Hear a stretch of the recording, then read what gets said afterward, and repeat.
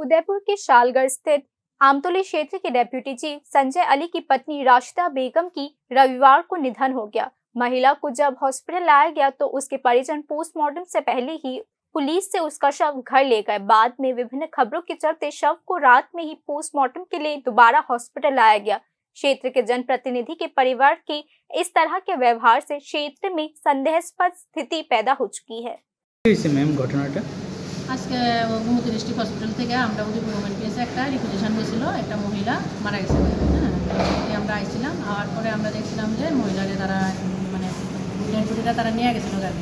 তারা বুঝতে পারছে না যে এটা পোস্টমর্টম করতে লাগবে। হ্যাঁ, পরবর্তী সময় আমরা গিয়ে তারা বাড়িতে যাই বুঝাইছি, বোঝানোর পরে তারা জিনিসটা বুঝছে, বোঝানোর পরে তারা নিয়ে আবার হসপিটালে নিয়ে আসছে আর কি। তো যথানীতি কালকে আমরা পোস্টমর্টম করব, করে আমরা পার্টির কাছে আমরা হ্যান্ড ওভার করে।